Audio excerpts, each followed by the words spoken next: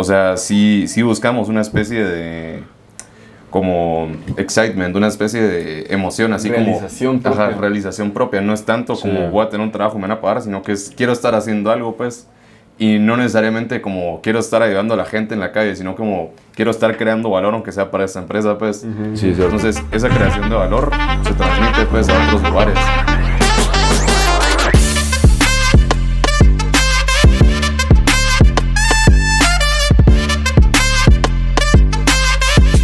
Bueno, bienvenidos a Mentes Diversas Podcast, bienvenidos a un episodio más. ¿Cómo estás, Sergio? ¿Cómo estás, Julio? Muy bien, muy bien. ¿Estás? Bastante bien. Bastante bien. Me estaba dando cuenta que pocas veces hemos salido así nosotros tres juntos. Normalmente o solo con vos o solo con Sergio, pero sí, este es creo que el segundo episodio donde salimos juntos.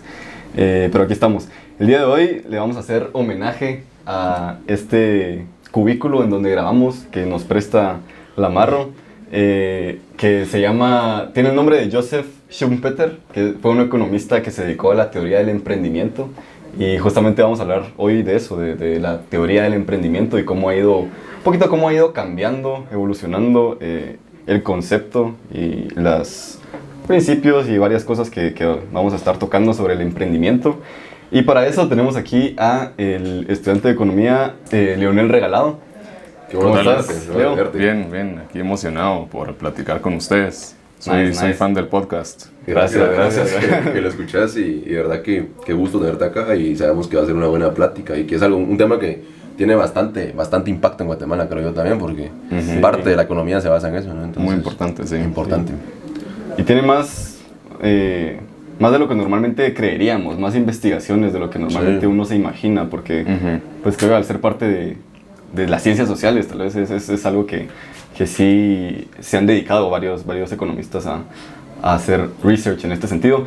Para dar un contexto sobre Leo es economista de la Universidad Francisco Marroquín, está en una especialización en finanzas, actualmente también está comenzando un posgrado en la Universidad de Buckingham en Dinero, banca, dinero y banca, ¿verdad? Dinero, banca y banca central. Ajá, y banca central.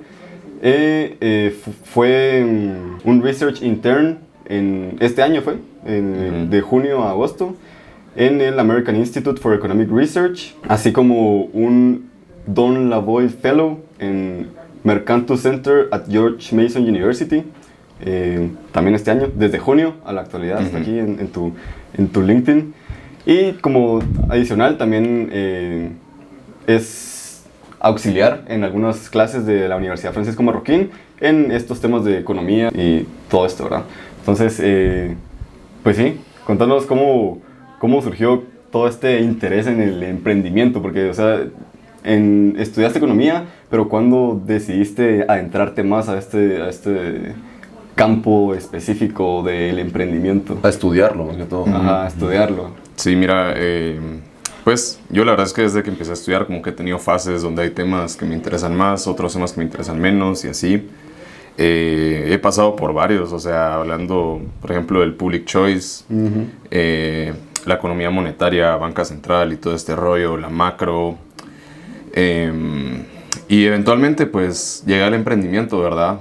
Justamente tenía una clase que se llamaba Economía de Incertidumbre, donde leímos un montón a este autor que se llama Frank Knight, y leímos también textos de, por ejemplo, Nassim Taleb. Sí, Nassim Taleb, me suena. Sí. Entonces, creo que esa clase fue una especie de introducción al tema de emprendimiento. O sea, el saber las personas cuándo están tomando riesgos, cuándo es que están enfrentados a incertidumbre. Y la verdad es que me gustó mucho esa clase. O sea, yo después de eso seguí leyendo. Justo aquí hay un libro muy interesante que se llama Competition and Entrepreneurship de Israel Kirchner, que pues él es doctor en economía en la NYU, todavía da clases, creo, o sea, es un profesor honorario o emérito.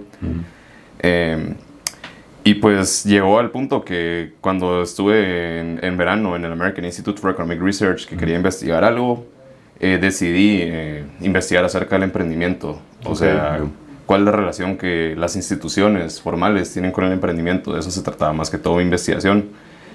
Y pues... Sí, es solo por curiosidad, ¿qué fue lo que leíste de Nassim Taleb y cómo lo relacionaste con esto de la incertidumbre y el emprendimiento? Porque yo he escuchado un poquito de él y según yo, bueno, tiene un libro que se llama El Cisne Negro y otro que es un libro de aforismos que se llama La Cama de Procusto o algo así, refiriéndose al mito de Procusto.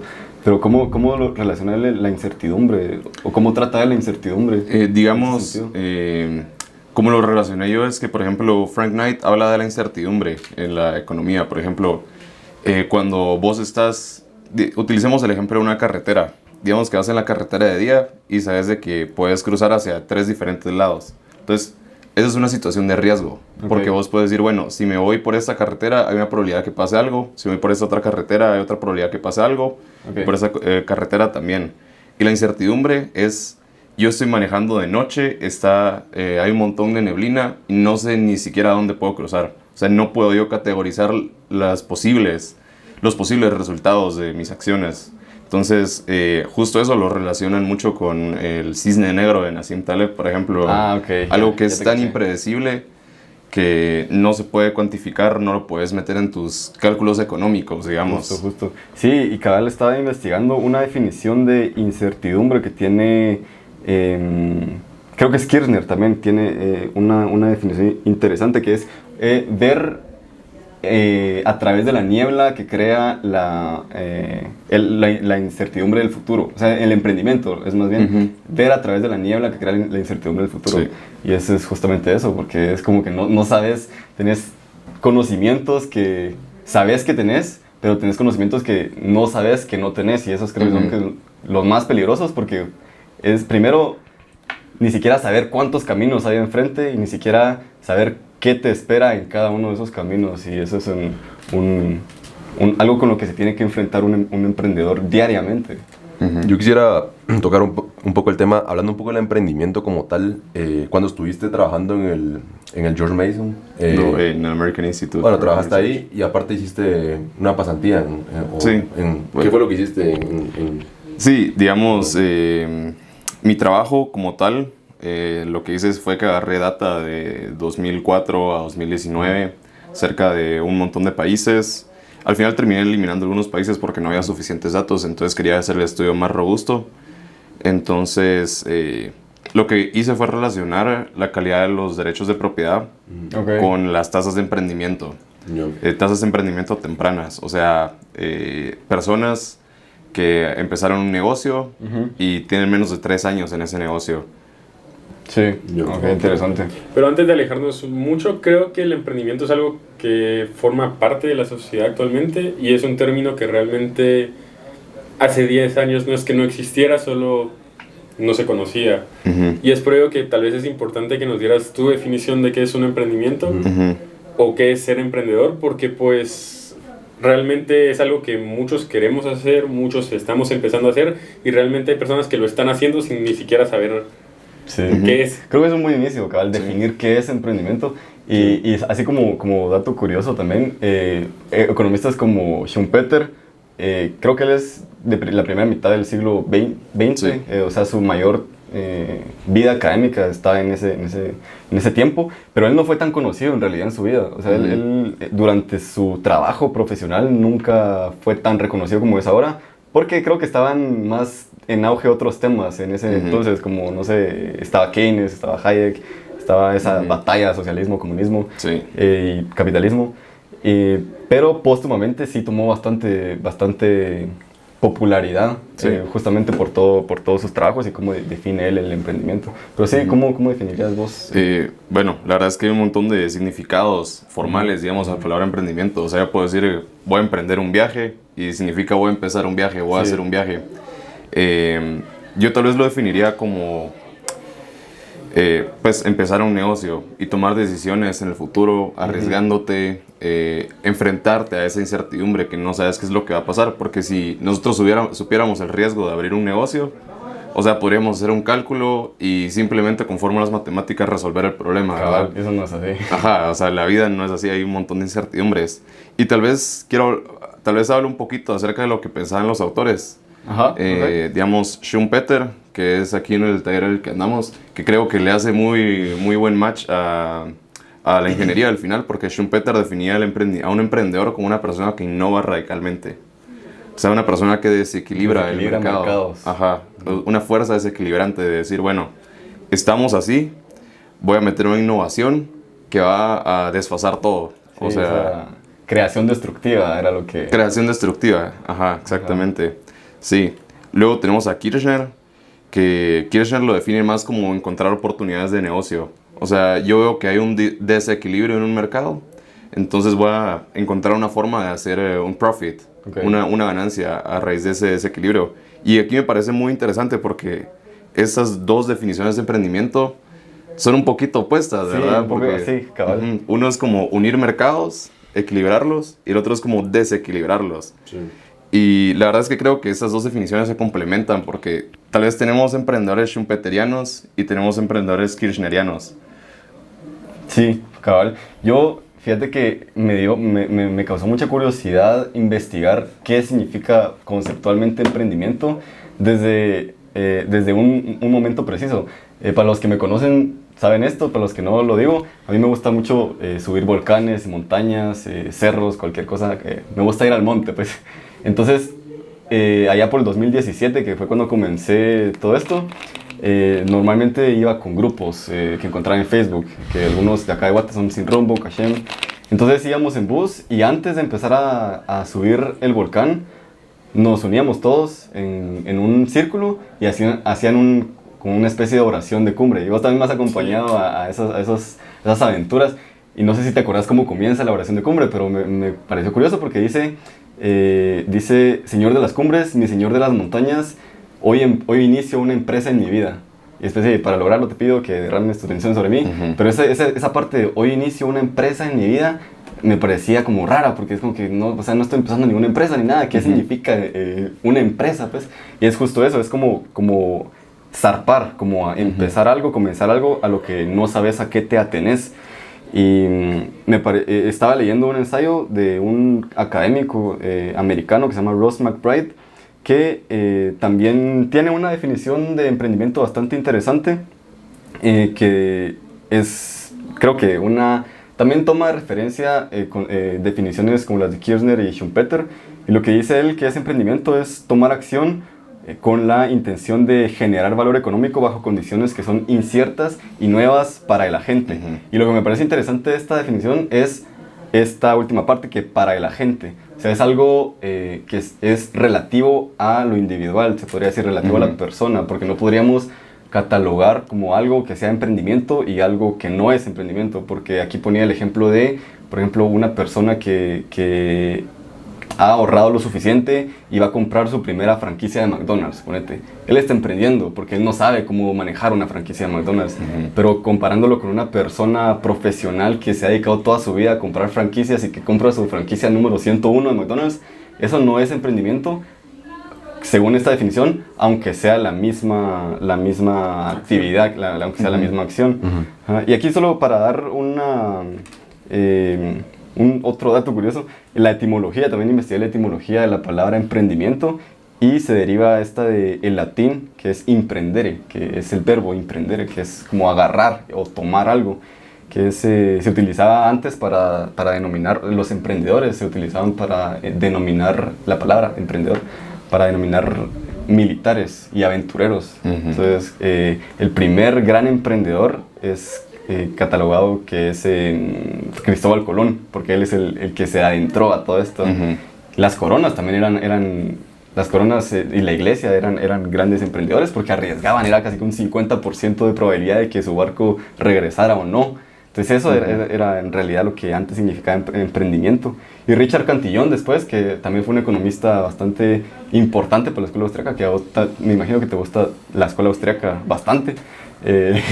Podemos hablar de eso en otro podcast. Podemos hablar de eso en otro podcast, ajá. Él fue el primero en darle según lo que investigué, el primero en darle una definición comercial, que lo definía el emprendedor como una persona que paga un precio por un producto para luego revenderlo a un precio incierto, admitiendo consecuentemente el riesgo. Entonces me pareció bastante curiosa la etimología y cómo evolucionó ese concepto, que ahora ya es más comercial. El concepto súper comercial, o sea, eso es lo que creo yo que está pasando ahorita. Está volviendo más un concepto comercial que un concepto que realmente se aplique. Y quería tocar un poco, según el Monitor Global de Emprendimiento, que lo investigó un poco. Y me pareció bien curioso que no sé si saben que Guatemala es el 5º país con emprendimientos, con mayor porcentaje de emprendimientos en etapa temprana. ¿Qué significa esto? Que está entre los primeros 3 años o tal vez nunca se llegan a desarrollar, pero sí hay como que hay muchas personas que inician un emprendimiento y la mayoría de emprendimientos se inician con aproximadamente 5,000 quetzales. Entonces, no sé cómo miras eso. La verdad es que es un tema muy interesante porque en Guatemala tenemos una tasa alta de emprendimiento. Usualmente la gente ve que dice que el emprendimiento es algo necesario para generar crecimiento económico, tener personas que estén innovando, creando nuevos negocios.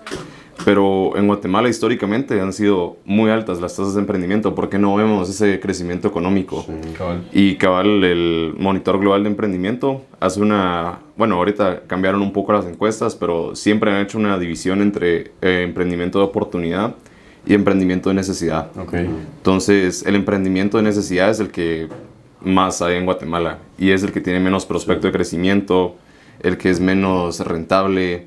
O sea, la mayoría de esas personas de aquí a 10 años no tienen prospecto de estar contratando personas, de estar expandiendo sus negocios, solo es más que todo por sobrevivencia, porque o no pueden optar por un trabajo o no tienen suficiente estabilidad, no sé, para hacer otras cosas, entonces tienen que emprender porque o emprenden, pues. Ajá, no tienen otra vez, casi que su vida. Y relacionado con eso, cabal creo que va de la mano, que decía que en Guatemala hay un gran porcentaje de emprendedores mira el emprendimiento como una carrera de vida, porque normalmente en las economías con bajos ingresos se tiende más a agarrar el emprendimiento como una carrera, en las economías con altos ingresos se tiende a ver el emprendimiento como algo más normal, algo que realmente no es como una gran oportunidad.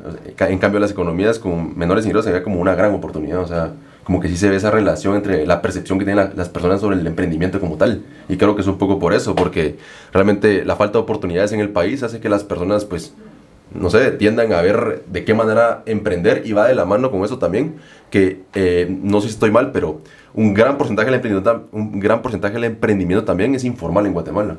O sea, nunca llega a ser de manera formal, entonces creo que va de la mano. Eso lo vimos bastante en la pandemia. Un montón de personas estaban emprendiendo en Instagram, publicando sus emprendimientos en Instagram, en Twitter. Y era justamente eso, o sea, veíamos que esos emprendimientos eran casi que lo mismo, porque, no sé, no había esa especie de innovación o imaginación propia de lo que podríamos pensar del emprendimiento, pero era porque es eso, era un emprendimiento más de necesidad. Ajá. Pero entonces ahí nace una pregunta, ¿realmente en países como Guatemala realmente es el emprendimiento algo bueno que nos está ayudando? Porque pues no hemos visto resultados y realmente son más los casos de fracaso o bien... sí, como tal vez cómo podríamos reducir esa tasa de fracaso. O sea, realmente es una cuestión de educación donde no se nos enseña qué es emprender, porque creo que muchas de esas personas que entran en ese grupo de emprendedores por necesidad no conocen tal vez la palabra emprendedor. Ajá.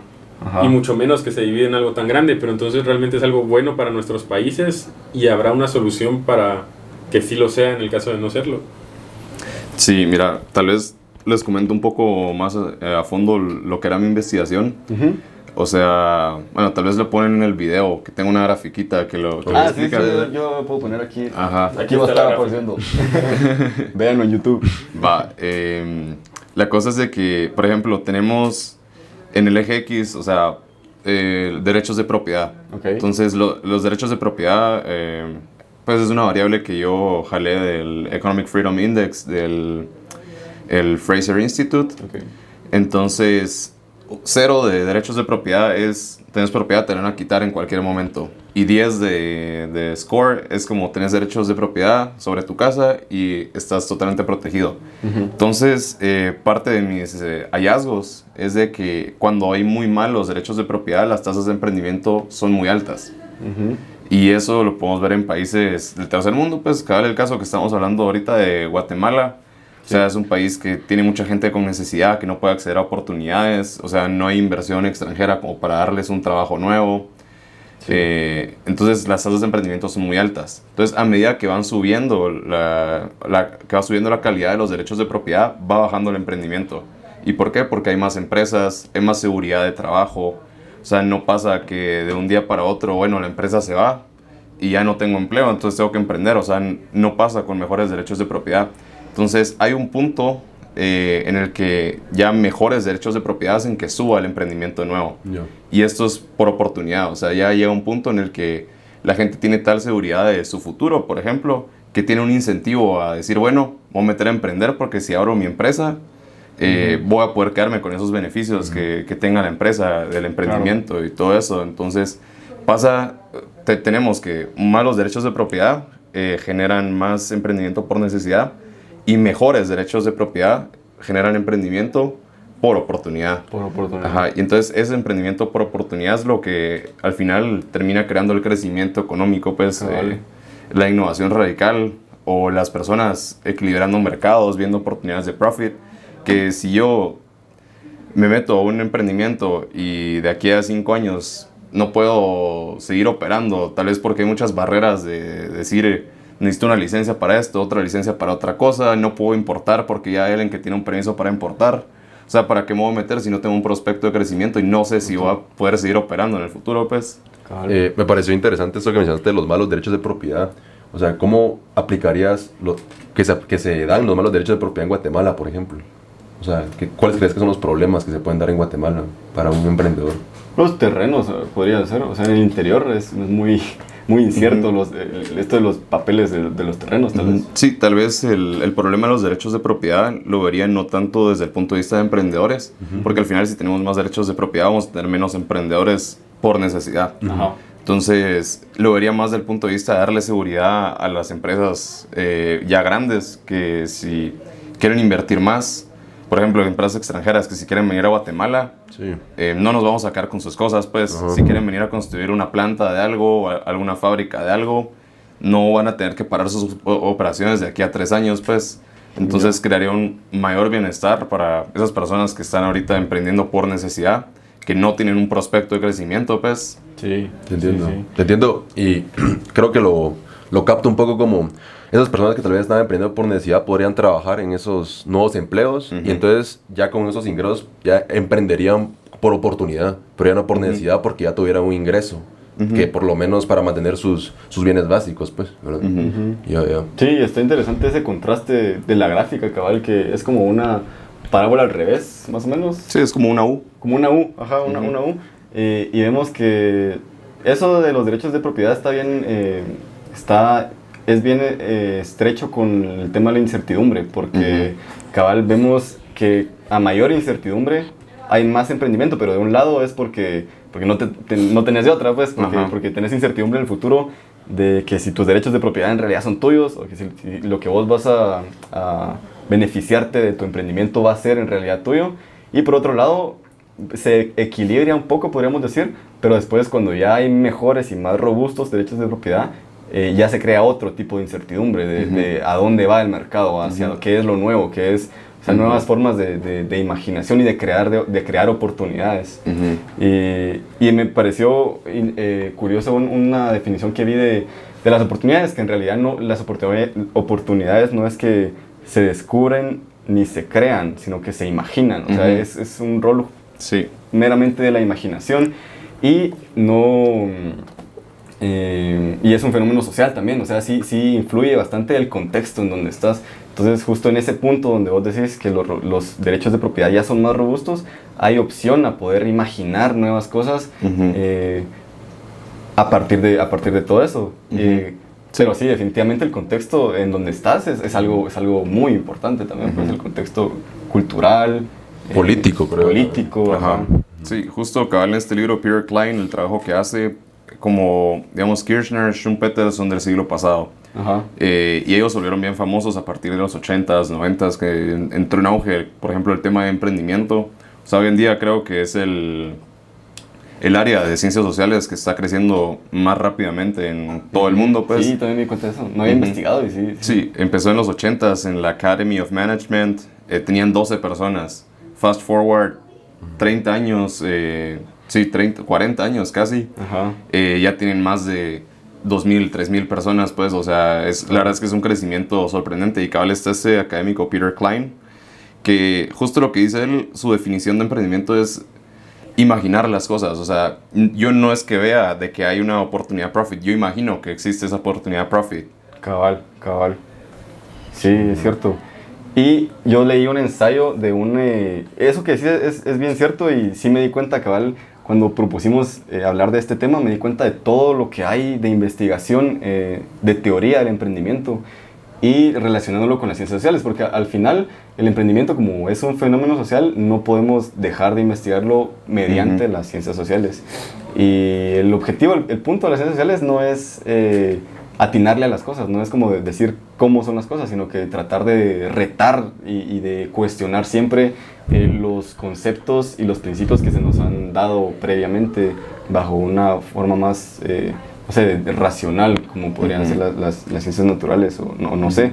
Y este ensayo que leí de Neil Thompson critica un poquito esa visión que se tiene sobre la imaginación en el emprendimiento, porque la primera que hace dos críticas interesantes, una más que la otra. La primera es que muchas veces creemos que la imaginación es de carácter procesual, es decir, que en la fase del emprendimiento la imaginación es algo que va primero y que después podemos de alguna manera prescindir del poder de la imaginación una vez ya realizamos esa oportunidad o ese proyecto. Pero en realidad la imaginación siempre tiene que estar presente en todas las fases del emprendimiento. Como acción. Porque o sea, vos imaginás la oportunidad, pero siempre va a ir cambiando, siempre van a ir cambiando variables, y la imaginación no puede dejar de ser esa variable importante, ¿verdad? La segunda, el relacionado un poquito, aquí usa una palabra bastante fancy, se podría decir, que tiene que ver con la ontología relacional, que critica el supuesto de que la mente individual, y no sé cómo vas a ver vos esto, que la mente individual y el mundo social son ontológicamente diferentes, es decir, que se puede analizar el individuo y la sociedad de una manera separada sin cambiar su distintividad. O sea, aquí a lo que se refiere es que no podemos analizar la mente humana sacándola del contexto social, porque es algo que es interdependiente a las relaciones y narrativas de los discursos sociales, pues. Entonces, por eso yo me di cuenta que en realidad sí es bien importante cómo el ambiente y las personas y la cosmovisión en donde estés creciendo, porque, o sea, por ejemplo, aquí en Guatemala, si vivís, no sé, en una aldea, suponete que no tenés mucho contacto con ese mundo empresarial, o sea, no puedes pretender que alguien vaya a innovar y a crear por sí mismo una especie de disrupción así de fuerte, pues. Y solo agregando un poco a lo que mencionabas de la imaginación, me pareció súper interesante también esta estadística que decía que el 89% de los emprendedores en Guatemala o sea, nunca genera más empleo, o sea, nunca genera ni siquiera un empleo. Entonces creo que es súper interesante eso. Y también hay un gran porcentaje, o sea, bastante porcentaje de los que entrevistan que cree que su emprendimiento va a tener éxito. Pero tal vez es debido a esa, no sé, como que esa noción de que lo que estás haciendo es lo correcto, pero cómo determinar realmente si el emprendimiento va a crear impacto o no, o si solamente está afectando al país. Sí, eso te puedo decir que el campo de Behavioral Economics se ha encargado un montón de estudiar los sesgos que tienen los seres humanos. Por ejemplo, uno de estos es el sesgo de optimismo, pues. Sí, cabal, justo. O sea, la palabra sesgo suena feo de decir, o sea, sesgo es una palabra fuerte, ¿verdad? Pero la mayoría de personas solemos ser optimistas acerca de nuestra vida. O sea, por ejemplo, nosotros nos metimos a estudiar en la universidad y no entramos a la universidad pensando que no vamos a tener empleo, no entramos a la universidad pensando que no vamos a tener éxito, que no nos va a servir para nada. Siempre uno cuando entra en algún rol nuevo, o sea, entra con cierto optimismo. Entonces, por ejemplo, si yo tengo mi propia empresa, aunque fuera una empresa chiquita, yo pensaría, la voy a romper, o sea, lo voy a crecer. Entonces, tal vez esa es la razón por la que mucha gente, o sea, sí cree que va a tener éxito su emprendimiento, pero de ahí tenemos que no creen que van a tener prospecto de creación de empleo, pues. Entonces, ¿cuál es la realidad entonces? Y justamente igual en el Monitor Global de Emprendimiento se habla sobre esta falsa noción y que también en Guatemala hay mucha falta de difusión por parte de los medios para darle apoyo a los emprendimientos. Entonces, en países con economías con mayores ingresos, normalmente se le da más apoyo. O sea, si tienes un emprendimiento, pues normalmente puedes ir, no sé, los medios te abren las puertas para que vayas a mostrarlo. Hay más programas también donde puedes, pues, como que hacer publicidad de tu negocio. Pero en Guatemala es muy bajo, según este índice, ¿verdad? Sí, al final creo que podemos hablar la preferencia por el riesgo, la preferencia por arriesgar sus cosas de la gente. En un país más desarrollado, o sea, la mayoría de países desarrollados tienen salud pública, sistemas, por ejemplo, seguros de desempleo, alguna especie de seguridad social que apoya a las personas en caso de que, por ejemplo, se queden sin empleo, se queden desamparados, lo que sea. Entonces, cuando están emprendiendo, ¿qué tanto están arriesgando realmente? Entonces, cuando uno tiene ese tipo de safety nets, tal vez es más propenso a decir, bueno, voy a hacer algo radicalmente riesgoso, me voy a enfrentar a una incertidumbre así radical. Y por el otro lado tenemos de que si yo fracaso en este negocio, me voy a morir de hambre.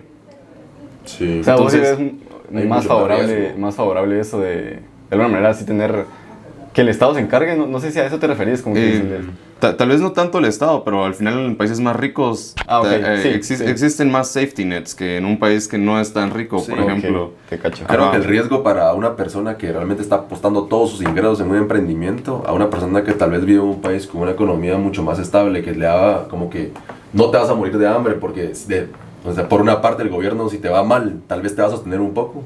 Tal vez como que tiene menos riesgo alguien que vive en Guatemala y que está apostando todos sus ingresos y que si le va mal, se queda sin nada. Pues. Y eso es una especie de ciclo, porque si fracaso en mi negocio y me muero de hambre, o sea, no tengo nada, cuando yo me meto en un negocio no me voy a meter a uno que sea tan riesgoso, voy a meter a uno en el que probablemente ya sé de que medio cómo funciona el negocio, ya se sabe que bueno, me voy a meter a vender verduras, me voy a meter a vender alguna cosa que ya sea popular, que un montón de gente lo está haciendo. Entonces termina siendo que los negocios de estas personas no son tan rentables porque no toman tantos riesgos, precisamente porque si falla el negocio, adiós. Ajá.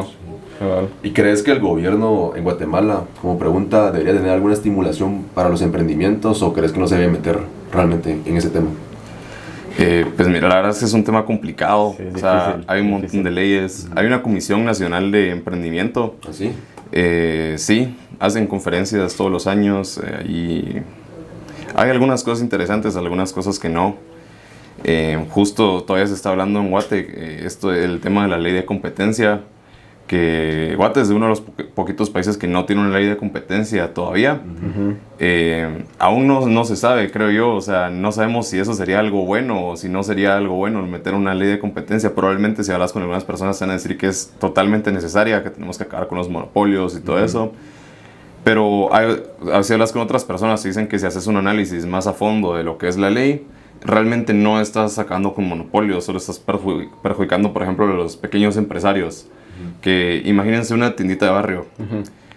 Una ley de competencia dice que no le puedes dar exclusividad a un proveedor, digamos. Entonces hay un montón de tienditas de barrio que tienen su refri de Coca-Cola, su refri, no sé, de Gallo, de alguna marca en específico, que la marca se los da para que vendan solo esa marca, ¿verdad?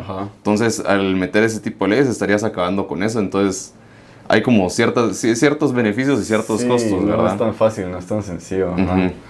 Sí. Pero a ver, yo quería, los cuatro estamos pues educados de una forma para pensar en el emprendimiento como algo posible, algo no sencillo pero realista, o sea que podemos lograr, alcanzable y medible. Pero realmente, ¿cómo creerían ustedes, y ahora la pregunta a los tres, de poder mitigar esa incertidumbre? Y yo sé que siempre hay variables que no se pueden, pero realmente instruir a la gente a que tome en cuenta esas variables, porque siento que ese es el problema, que muchas veces entramos en este camino de incertidumbre sin siquiera saber qué es el camino que estamos tomando. Y tal vez tú con tu investigación que hiciste, ¿realmente alguna vez pensaste en alguna solución de decir, Guatemala debería dar el giro, los emprendedores deberían dar un giro en cuestiones de cómo empezar o bien qué hacer para mitigar todo ese fracaso que hay? La verdad es que es una pregunta pesada. No, es pesada. Sí, pero es que realmente es como estamos tomando malas decisiones. O sea, el camino del emprendedor de Guatemala va muy mal y realmente no hemos visto, es poco lo que podemos ver que surge teniendo tantas oportunidades. O sea, es de nuestro día a día. Aquí mismo en la universidad se nos platica, el interior es una gran oportunidad, pero nadie la ha explotado y nadie la sigue explotando por... Sí, algo que tocaste que creo que afecta mucho es ese sesgo de optimismo, porque yo creo que ese mismo sesgo hace que tengamos ciertas narrativas sociales. Entonces, de alguna manera el fracaso está un poquito romantizado, se podría decir, porque sin fracaso no hay éxito. Está como ese discurso de que tiene que pasarse por un gran fracaso y por una gran escasez, y que tienes que apretar con tu oportunidad de negocio y tienes que ser muy perseverante, cosa que no es falsa, pero creo que esa gran narrativa que tenemos pues ya bien impregnada en nosotros, está creando una especie de optimismo cruel, en donde no vemos en realidad un panorama más amplio de que si lo que estamos haciendo está bien y si vamos por un buen camino de una buena oportunidad o no, porque vemos ese fracaso, como algo, bueno, no, o sea, esto tiene que pasar para yo poder romperla o algo así. Eso creo yo que está pasando y nos está afectando un poquito a los que son emprendedores, pues. Sí, y cabal, creo que cuando hablemos de emprendimiento en Guatemala, sí hay que hacer la diferencia entre emprendedores que lo están haciendo por oportunidad y por necesidad. O sea, porque creo que los emprendedores que están haciéndolo por oportunidad, o sea, sí hay un montón, un prospecto de crecimiento, porque en un país que no está tan desarrollado, por ejemplo, no hay mercados, no se han empezado un montón de mercados, por ejemplo. Digamos, ahorita que están empezando a hacer el e-commerce en Guatemala, eso era algo que no estaba explorado antes, pues. Y sobre qué podemos hacer para los emprendedores y darles un giro o lo que sea, yo creo que vos no puedes dirigir a los emprendedores, sino que lo que puedes hacer es crear un framework para que ellos mismos salgan. Entonces, lo que pasa en Guatemala es de que a pesar de que hayan leyes, a pesar de que hayan reglas, esas no se respetan. Por ejemplo, si la ley que prohíbe que el Vanguard monetice la deuda del gobierno de Guatemala, excepto en ocasiones de emergencia. O sea, ¿qué es una emergencia? ¿Qué es una emergencia? Cuando definís una emergencia como lo que sea, entonces ¿para qué sirve la ley? Entonces eso pasa con un montón de leyes en Guatemala. Entonces creo que se tiene que dar un cambio de instituciones, tanto formales como informales. O sea, de decir, pongamos buenas leyes, pero no sirve poner buenas leyes si al final nadie las sigue, pues. Cabal. Si al final los que supuestamente están o debieran custodiar con respecto a esas leyes, las están usando a su arbitrariedad, las están usando a su beneficio o a su forma de parecer como son las cosas, ¿verdad? A mí me parece un poco interesante también como que relacionar el caso de Guatemala como está ahorita con Singapur como estaba antes. Y creo que algo que hay que resaltar de Singapur es que el gobierno, o bueno, varias entidades se enfocaron en desarrollar emprendimientos, pero no de consumo, porque según el Monitor Global de Emprendimiento también la mayoría de emprendimientos que se desarrollan en Guatemala son de consumo, pero creo que es porque es lo más accesible para el emprendedor, como mencionaba Leo, con las condiciones que hay actualmente, pues. Lo menos riesgoso. Entonces, en Singapur se dio un giro y se empezó a desarrollar emprendimientos de innovación y de tecnología. Y creo que Guatemala realmente tiene gente muy capaz. Tal vez lo que falta ahí es la educación, y creo que es un aspecto fundamental. Creo que la mayoría y un montón de emprendedores en Guatemala también no tienen acceso a esa educación y podrían hacer emprendimientos que se desarrollen en otras áreas, que realmente son las que están generando ahorita impacto en el mundo, ¿no? Sí. También es interesante el caso de Israel, que es denominada ahorita la Startup Nation. Sí. Cabal, hay muchos emprendimientos de tecnología, y esto puede, no sé, esta es una teoría, no sé si sea así, pero puede que tenga que ver porque como ellos a lo largo de toda su historia como nación nunca han tenido un territorio estable, pues un territorio como que, o delimitado incluso, entonces siempre han estado como muy desperdigados alrededor de todo el mundo. Entonces ellos de alguna manera, la cultura, los judíos sí tienen esta apertura a la diversidad en cuanto a formas de comprender el mundo, son como más cosmopolitas, se podría decir. Entonces yo creo que países más cosmopolitas que apunten a una globalización de ideas son más propensos a entender mejor y a tener una innovación más, no sé, más enfocada a cosas rentables, se podría decir, no tanto a cosas de consumo y de necesidad. Sí, la verdad es que me gusta el punto que tocas porque una pregunta que se han hecho los economistas, por ejemplo, en el campo del crecimiento económico es, ¿será que todos los países a largo plazo van a ser igual de ricos? ¿O algunos países tienen un nivel de riqueza al que pueden llegar y otros países tienen otro nivel de riqueza al que pueden llegar? Entonces no existe esa convergencia donde todos se van a igualar. Entonces, cabal, por ejemplo, la cultura de un país puede influir en ese tipo de cosas. Sí. O sea, cómo está visto el hacer dinero, cómo está visto el especular en mercados de capitales. Si eso está mal visto, tal vez el nivel de riqueza al que puede dar el país es menor que el de un país que sí está bien visto ese tipo de actividades. Entonces, cabal, la cultura es una parte importante de esto. Yo creo que en Guatemala ya está bien visto el ser emprendedor, el empezar una empresa. O sea, totalmente. Cuando alguien empieza una empresa es como, wow, o sea, qué cabrón aquel, qué chilero, ¿ah? Sí. Pues yo quería preguntarles, realmente también, ya centrándonos en el caso de Guatemala, ¿qué efectos tiene en el sector laboral? ¿Qué creen que es el apogeo de digamos, un ejemplo claro es nosotros. En la universidad vemos esta polaridad donde hay gente que quiere emprender y automáticamente al salir no busca entrar al mercado laboral, y gente que sí busca entrar al mercado laboral normal.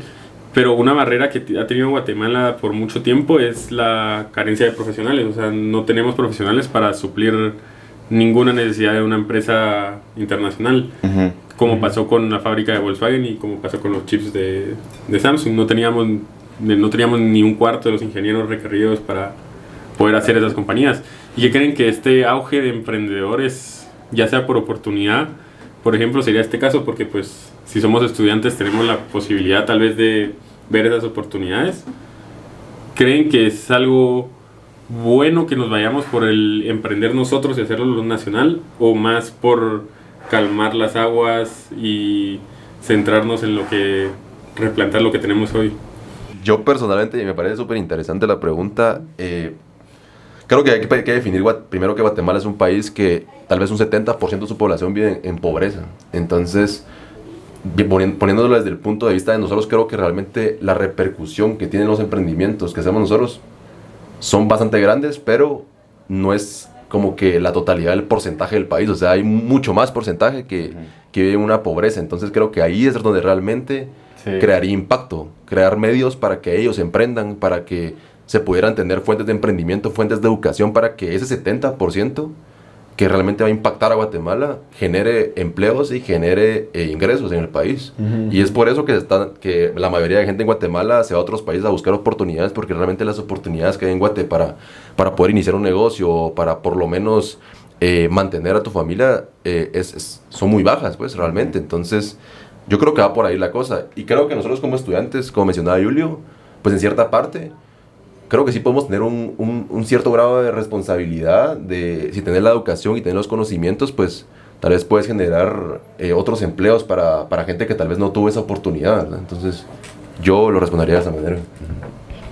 No, sí, o sea, mi pregunta iba con el giro de, pues, ¿qué hacemos nosotros? O sea, nosotros, entre comillas, tenemos como esa responsabilidad de escoger el futuro, y digamos, se ve mucho que ¿dónde generar valor? O sea, siento que esa es una pregunta donde nosotros nos cuesta la incertidumbre más grande que tenemos. ¿Dónde vamos a generar más valor?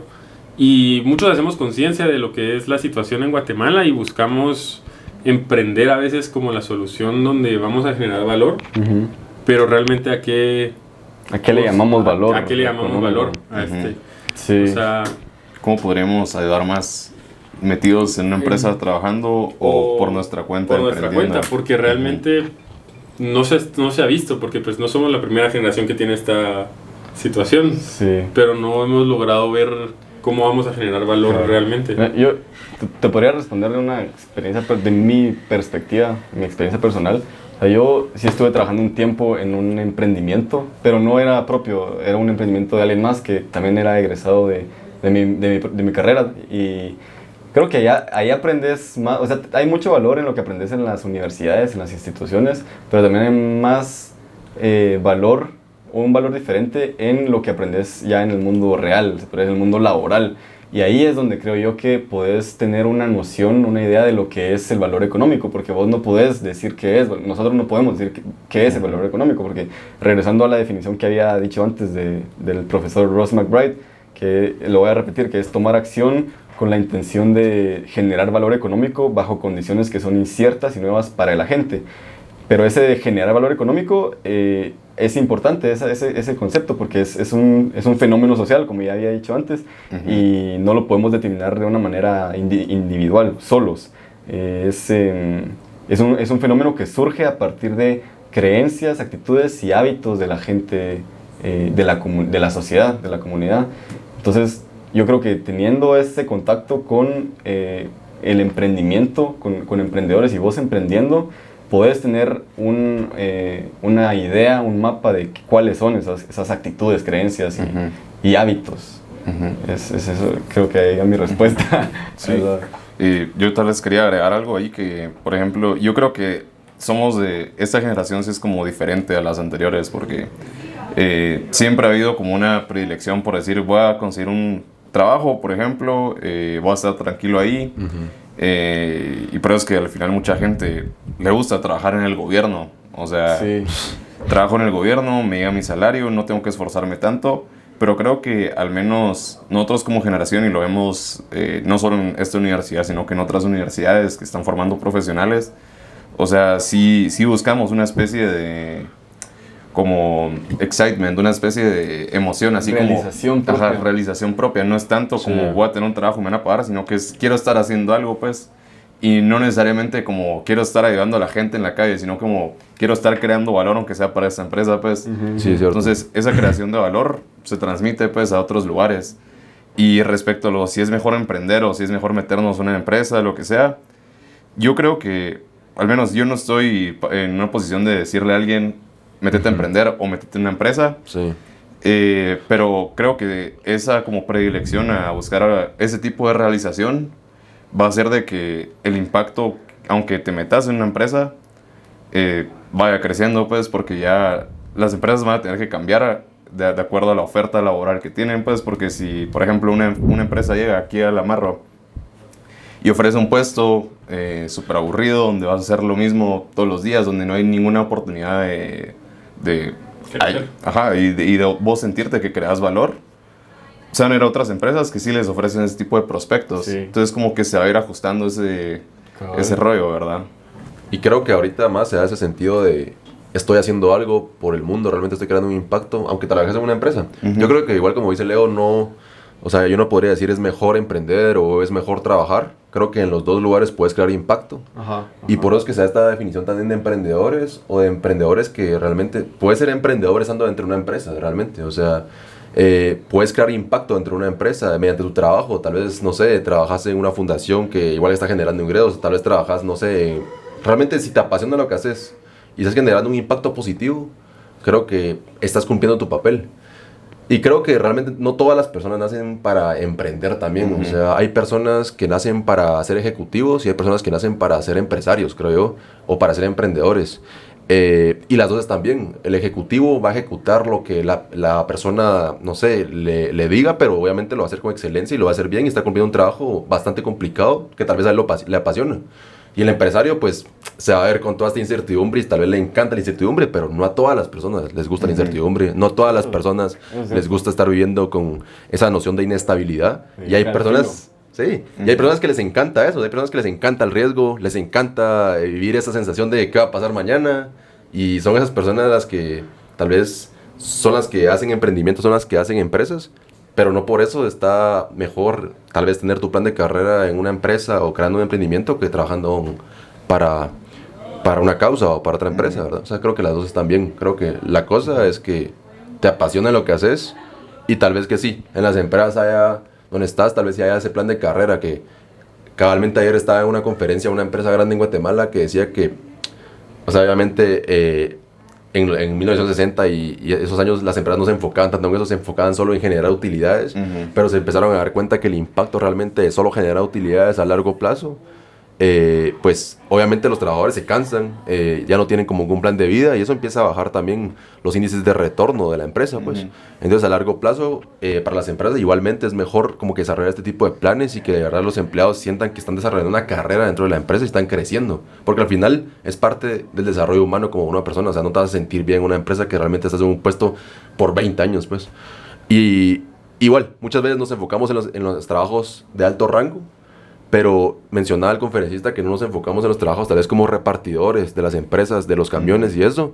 Y de hecho hay mucha gente, y yo ayer como que lo percibí, realmente me impresionó mucho, hay mucha gente que trabaja en empresas grandes, que tal vez reparten o son personas que manejan los camiones que están pasando muy malos momentos, porque muchas de esas personas están endeudadas y tal vez las personas piensan, ya tiene un trabajo en una empresa grande, es repartidor de bebidas, o sea, obviamente tal vez no tiene problemas, pero sí.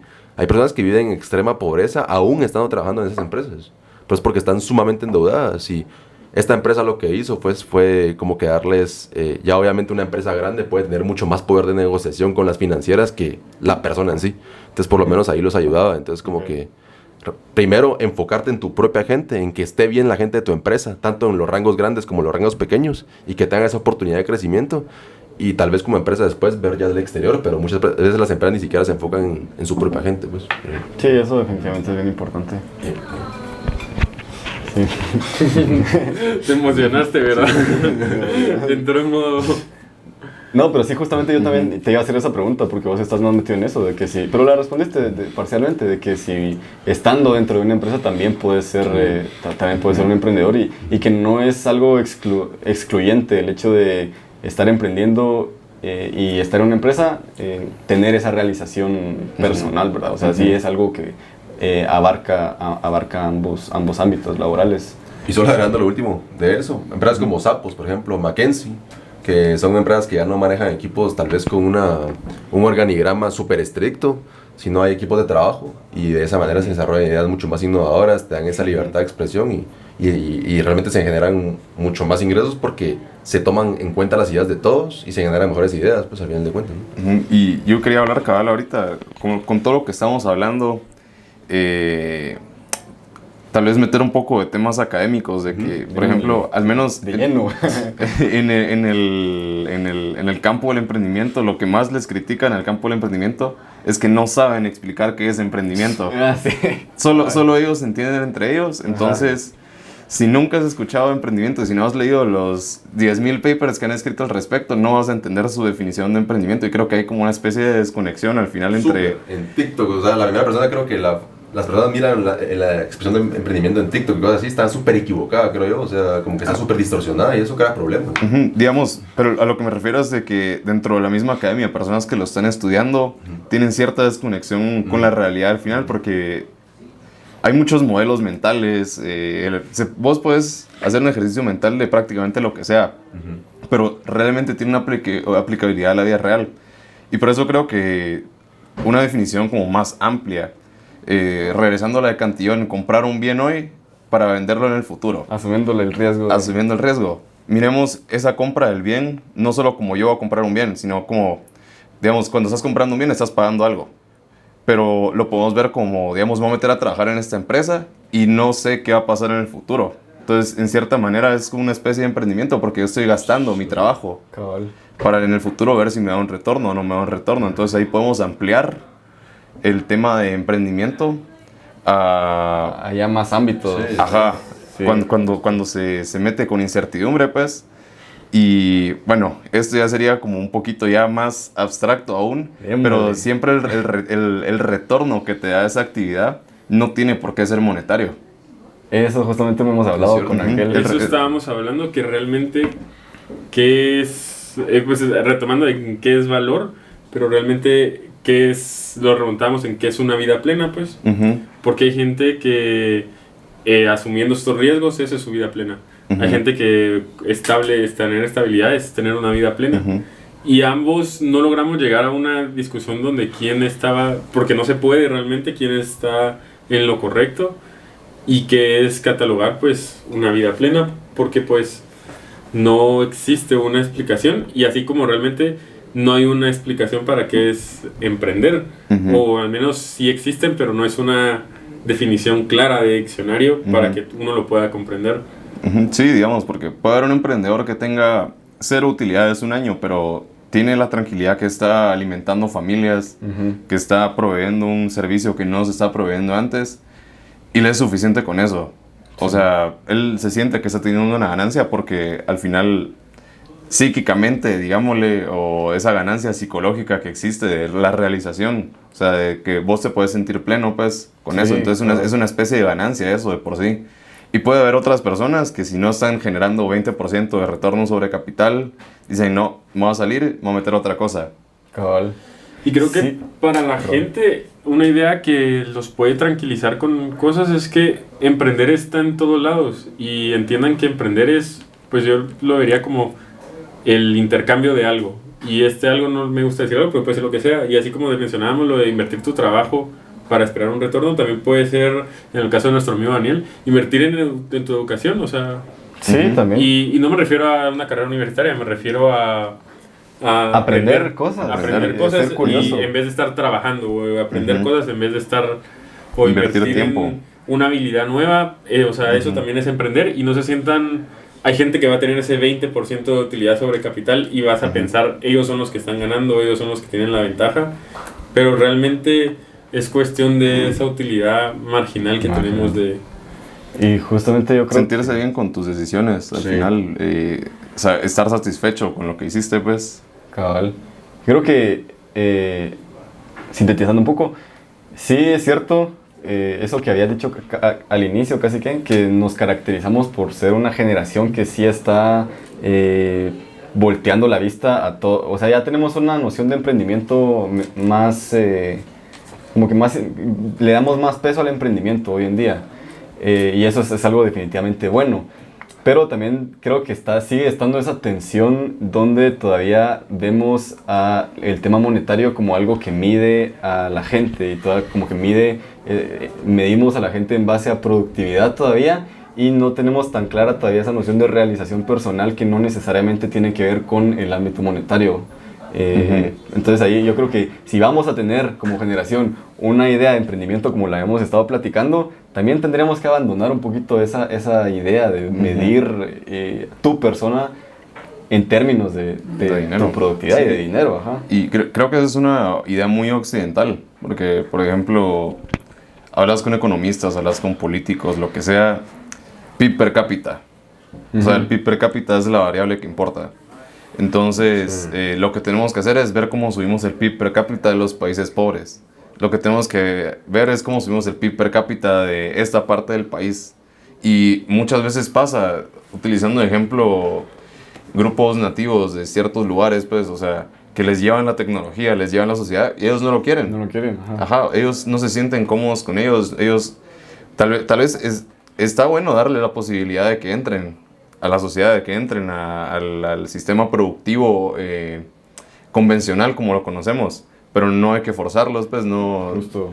Porque no todas las personas tienen ese como bienestar monetario metido en sus escalas de valor, pues. Sí, es cierto. Y un economista que también leí hace un tiempo que me gustó bastante, que tiene que ver con esto, se llama... se me olvidó cómo se llama, pero es el escritor de Tyranny of Experts. No sé si has escuchado. Se llama William Misterly. Se llama. Y él también habla de esto, pero más relacionado a la ayuda occidental a países tercermundistas.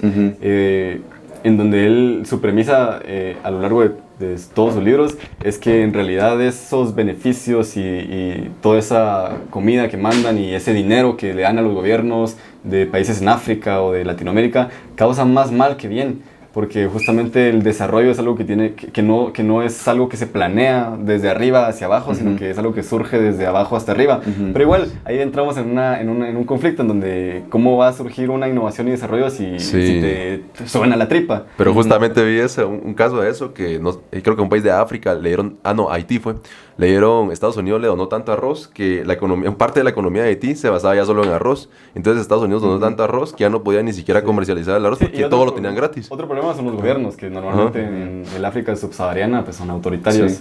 Y esos son muchos problemas hay que resolver, pero se relaciona con el emprendimiento, que es lo que estabas diciendo. Pero si les puedo dar una recomendación, está este libro de Esther Duflo y su esposo, creo que el apellido Banerjee. Unos de nacionalidad india. Pues el libro se llama Poor Economics. Entonces es una como nueva forma de entender la pobreza, ¿verdad? O sea, por qué la gente es pobre y por qué sigue siendo pobre. Si lo tenés, te recomiendo un montón leerlo. Sí, lo tengo. Cabal dan un montón de ejemplos. O sea, ellos se fueron a meter a las aldeas, se fueron a ver los programas que existen para la gente de escasos recursos, cuáles sí han beneficiado, cuáles no han beneficiado, y si han beneficiado, por qué lo han hecho, pues. Sí. Y cabal, algo que ven mucho es de que, por ejemplo, las personas no son productivas porque no tienen una buena nutrición. Y no tienen una buena nutrición porque no son productivas. Entonces es como una especie de ciclo que se va repitiendo. Entonces, es básicamente te están diciendo...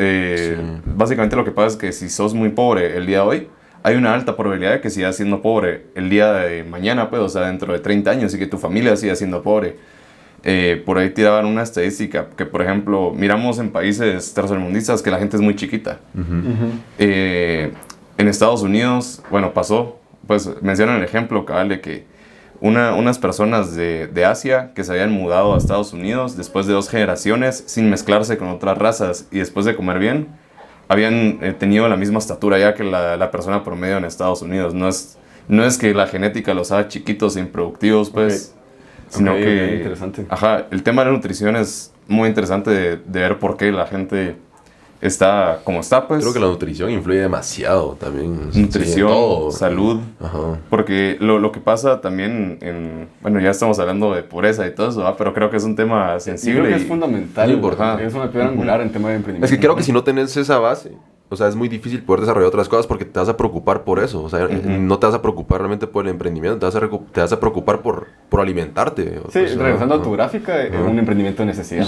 Sí, y cabal, o sea, el tema de salud. Usualmente la gente de escasos recursos, en vez de invertir en prevención barata, tienen que pagar tratamientos caros, o sea, post-enfermedad.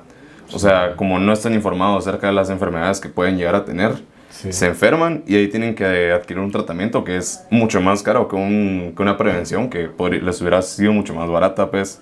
Entonces, creo que hay una asimetría de información para estas personas que no están llegando a la información que deberían de tener, pues, para tener un mejor bienestar. Son muchos los problemas que hay, la verdad. Y hay que encontrar maneras de hacer que el hecho que seas pobre hoy no sea una variable significativa sobre tus ingresos en el futuro. Yo te quisiera preguntar, según el contexto de Guatemala y según lo que, o sea, has visto en economía, ¿cuáles crees que pueden ser tal vez algunas medidas que pudieran ser como que útiles para Guatemala, para como que incentivar el emprendimiento, pero el emprendimiento que sí genere oportunidades, el emprendimiento que sí funcione realmente y no solamente la palabra emprendimiento? Yo creo que al final se reduce a una respuesta que la verdad es que ya la he escuchado un montón, ya está en mi cabeza grabada y ya estoy un poquito así. Decime otra cosa. Las instituciones. O sea, primero que haya buenas instituciones, es decir, que funcione, que esté bien estructurado la división de poderes, por ejemplo. Y segundo, que se respete eso, pues. Porque si vos trajeras las instituciones de Estados Unidos, así una copia a Guatemala, les apuesto que seguiríamos igual. Sí. Porque existe una cultura de, o sea, me voy a meter a política. ¿Por qué me voy a meter a política? Porque tengo certeza. Pues tengo un beneficio extra. ¿En Guatemala? En Guatemala. En Guatemala. Me meto a política porque tengo un beneficio extra de ser político, pues. Sí. Entonces, ese tipo de cosas que ya están como institucionalizadas en nuestra forma de pensar. Sí. Porque uno diría, bueno, o sea, tengo un cuate que trabaja en tal ministerio, que me dé un chance. Pero O sea, está en la forma de pensar del guatemalteco. O sea, uno llega probablemente con sus tíos y le dicen, ¿vos qué estás estudiando? Economía. Yo tengo un cuate que trabaja no sé dónde. Sí, en Estados Unidos creo que ese es el término de lobbying y log rolling, ¿o no te referís a eso? Eso está metido también dentro mucho, de eso, se involucra mucho, ajá. Sí, yo creo que tiene que haber y creo que tal vez nuestra generación también es diferente en ese sentido, porque ya venimos de generaciones antes que no se han preocupado tanto por la corrupción, porque ha sido como un tema... Creo que ahorita están yendo más también las repercusiones de lo que se hizo también. Y con el tema de que nuestra generación tal vez está buscando más ser realizados y todo eso, tal vez tiene una propensidad menor a hacer este tipo de cosas, de actos de corrupción y todo eso, que pues no está en el compás moral de muchas personas de generaciones anteriores. Sí. Sí, igual sigue estando presente en nuestra generación, no podemos tampoco generalizar, pero sí es una tendencia que es creo que depende de las personas, o sea, sí, pero sí como... Estamos en una tendencia donde la imagen importa, la verdad.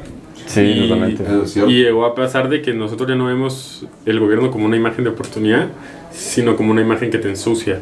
Exacto. Y de hecho las empresas, no sé si sabían, en las empresas de Guatemala te preguntan si vas a ingresar a una empresa, te preguntan si has trabajado en algún puesto estatal en los últimos 2 años y cosas así, y son cosas que importan, pues, porque al final a las empresas les importa que haya gente, no sé, se tiene esta noción como que el gobierno, hay que ser realistas de que si trabajas en el gobierno, pues, puedes estar metido en algún tipo de acto corruptivo, pues, o sea, esa es la noción que se tiene en Guatemala, y es por eso que lo preguntan, pero solo volviendo al tema de que tal vez un emprendimiento, y más en nuestra generación, va más allá de solo generar ingresos. No sé si sabían ustedes, pero me pareció bien interesante un dato que vi en mi clase de estrategia, que el EVA, que es el retorno del valor agregado económico de Uber, hasta este año empezó a recuperar ese rendimiento. O sea, eso significa que por cada dólar que Uber gastaba en los años anteriores, no generaba ingresos, al contrario, estaba generando pérdidas.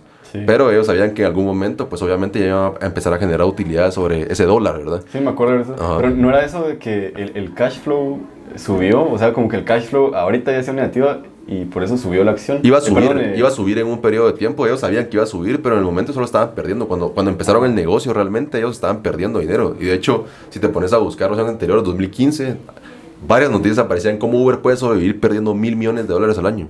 Pero es que ellos sabían que en algún momento el retorno, o sea, iba a ser sobre la inversión se iba a generar. Pero es por eso, es también por ser tal vez las personas que fundaron la empresa tenían ese propósito que no solo era monetario al principio, que obviamente sabían que iban a generar dinero, pero iba más allá. Sí, pues, o sea, la remuneración ya después era algo adicional. Si hubieran querido hacer dinero, hubieran montado una empresa de taxis, pues.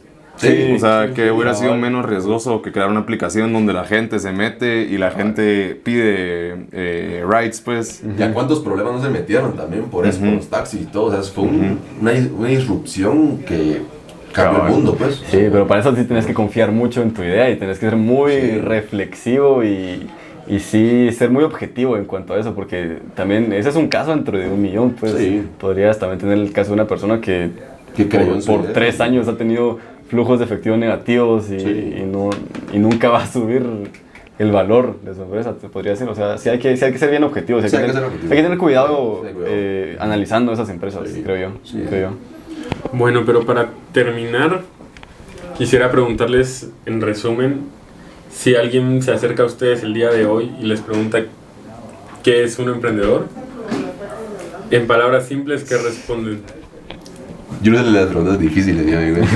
Sí, no, pero estamos cerrando y entonces realmente siento que lo más valioso que puede salir ahorita es llegar a la gente el conocimiento de qué es ser un emprendedor. Sí. Ya teniendo en cuenta mínimo en qué se están metiendo, van a tener un poco menos de incertidumbre al menos. Sí. Yo tal vez lo definiría así en términos amplios: un emprendedor, una persona que se enfrenta a lo incierto, una persona que no sabe lo que va a pasar después de sus acciones. O sea, ellos visualizan algo, pero no saben que eso va a pasar o cómo va a pasar. Y ya después, si le queremos dar una definición más operativa, una persona que empieza un negocio de 1 a 3 años, que es como lo define el Global Entrepreneurship Monitor. Pero sí, mi definición romántica, alguien que se enfrenta a lo incierto. Mi definición romántica es Alguien que está a los pies de una montaña. Así como fue mi primer contacto con la palabra, con el cuestionamiento de la palabra emprendedor, que fue cabal en esa etapa en donde empecé a subir volcanes y montañas. Es alguien que está a las faldas, a los pies de un gran monte y no sabe si va a llegar, no sabe qué hay arriba. Es un camino que es emocionante de recorrer. Me parece buenísima tu definición porque van a haber veces que estás subiendo por un lado y te das cuenta que no puedes ir subiendo por ahí, entonces tienes que regresar y buscar otro lado. Es una gran montaña. Tienes que tener una tolerancia a la ambigüedad. Ajá, a la ambigüedad. Y es algo que conocemos nosotros dos, Julio y yo, porque sí hemos salido bastante a volcanes y es eso, es no saber a dónde ir, o sea, tener una noción de para dónde es el camino. Pero no hay tantas variables que no... No sabes si va a llover tampoco, o sea, todo eso. Todo, variables. Todo, exógenas, endógenas, todo. Ajá. Mi definición no es tan romántica, pero, o sea, mi definición de emprendimiento sería...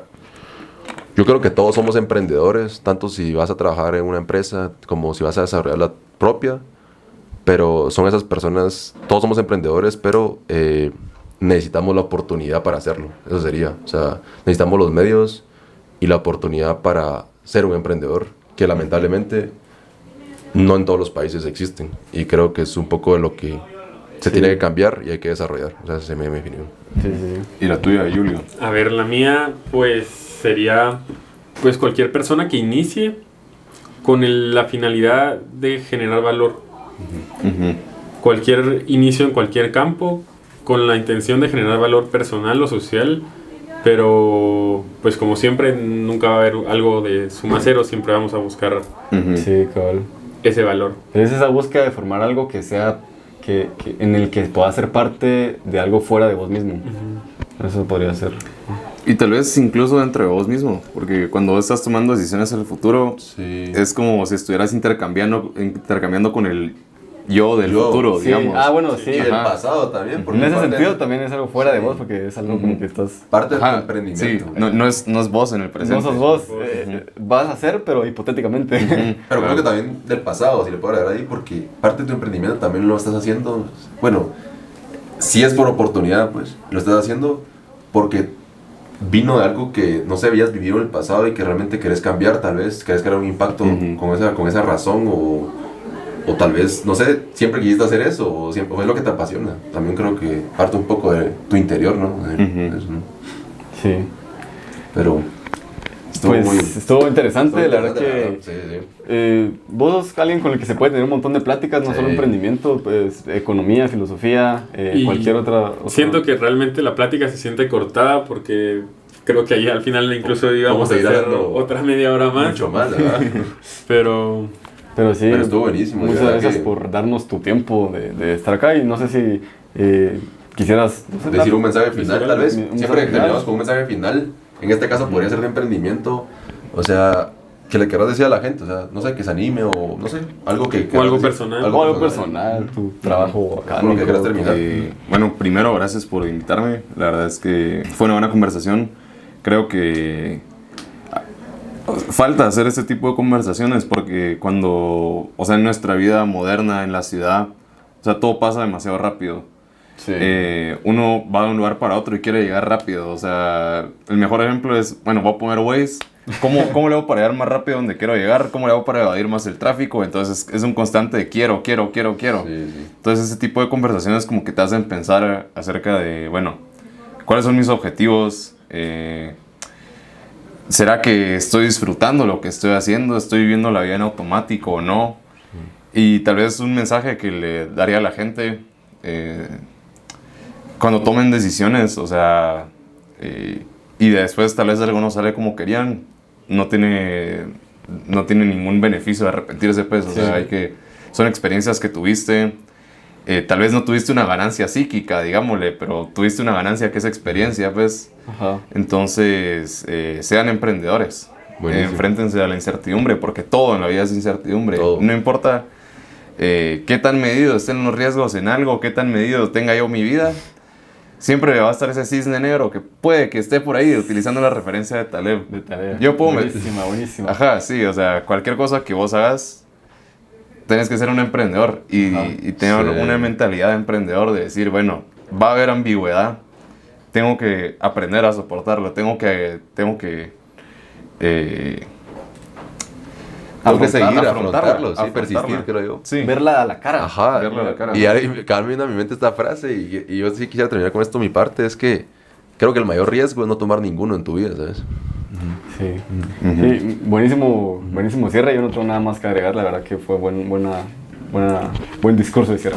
Muchas gracias, Leo. Muchas La gracias, Leo, verdad de es que verdad. por Ajá. el tiempo y pues a pesar de todo, haber compartido contigo algo que pues para nosotros es muy valioso y esperemos que para las demás personas también llegue a generar impacto. Sí, gracias por invitarme. Gracias. Nos vemos en el próximo capítulo. Adiós.